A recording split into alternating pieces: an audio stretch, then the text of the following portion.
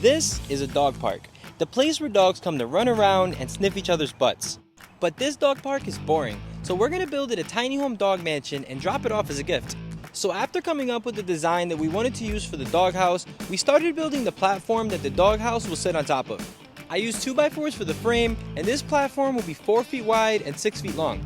I then picked up pressure treated deck boards and spaced them 1 inch apart. And I know we normally build tiny homes for humans, but dogs need some loving too sometimes. I screwed the deck boards into the frame using 2-inch decking screws, and chose to use pressure treated wood so this doghouse lasts as long as possible.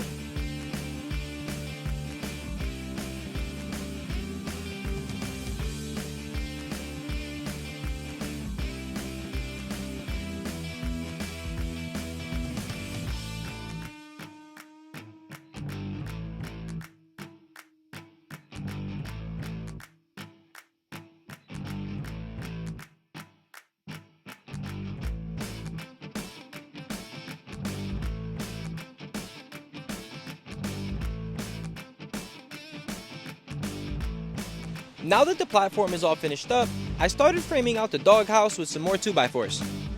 This doghouse will have a slanted roof with the front being taller than the back, so I had to cut the 2x4s at an angle, and I didn't have a miter saw to do this since I live on the road, so it was quite challenging, but I did get it done. But while you watch, don't forget to click subscribe and like the video because it really helps us continue to make building videos just like this for you guys.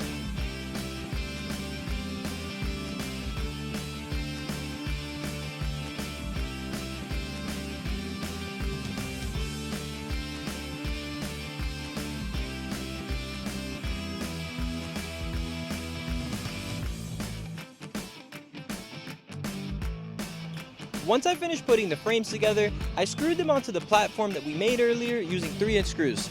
And thankfully the pieces fit together well. And I built this frame just how you would a regular house, except I spaced apart the 2x4s a little further than you normally would.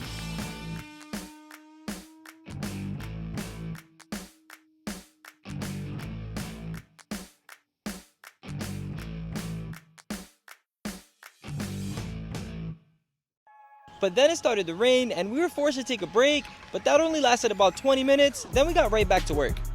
I pocket holed one of the main rafters so I can screw it into the frame that I built. Then I did the same thing to the middle and the back rafter, which are basically beams to support the roof. Then the frame to this doghouse is all finished up, so we took it off the sawhorses so we could start cutting out the walls. For the walls we're using OSB paneling, which are treated to be used outdoors. And we basically just measured and cut the OSB panels, then screwed them into the frame of the doghouse. We used 1.5-inch construction screws to put them together and chose to use this type of paneling so we wouldn't have to paint the outside of this doghouse.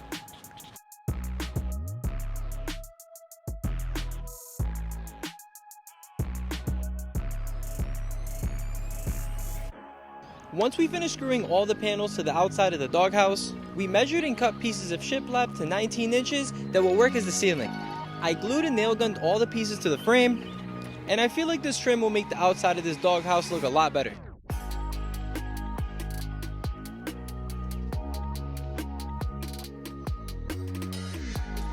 The next step was to stain these 1x2-inch wooden slats because we're going to nail these slats to the outside of this doghouse to give it a little more curb appeal. And I'm using a polyurethane based stain to help seal this wood so this doghouse doesn't rot out in a couple of months. Now that the wooden slats are dry, I cut them and nailed them into place, spacing them 1 inch apart. And this by far was my favorite part of the project. It was super satisfying to watch this thing come together. And I was so happy with the color of the stain that I decided to apply it to the entire platform, which definitely made it look better and it sealed it, so I guess it's a win-win.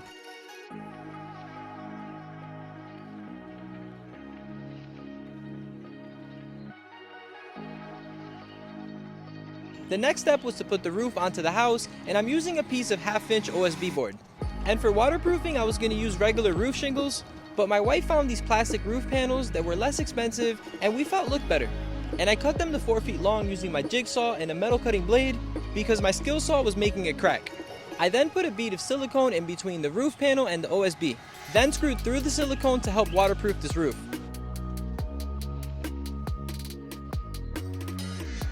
But the next step was to paint these 6-inch by 6 feet pieces of wood that'll work as the trim pieces to the outside of this doghouse.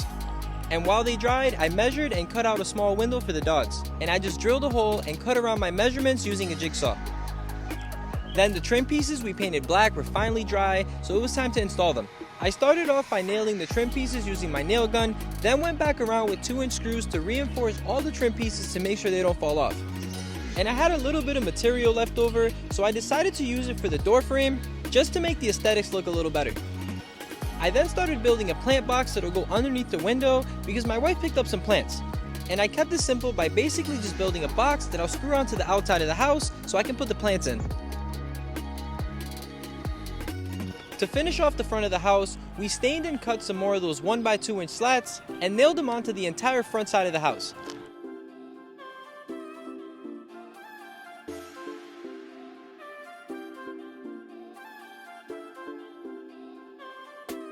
Finished off the last piece of trim, then went to Home Depot to rent a truck so we can haul this dog house to the dog park. But in this video, it doesn't seem like we struggled getting this dog house on and off of the truck. This was definitely the hardest part of the entire project. This house was heavy. It had to have weighed at least 500 or 600 pounds. We even used those moving straps and we can still barely get it off the ground. But now that the doghouse is in position, we brought the dogs over to the park and let them play around for a couple of hours and they absolutely loved it. I'm glad we were able to give this doghouse to this dog park and hopefully many dogs get to enjoy it in the future. But that's it for now, guys. I'll see you in the next video. Peace.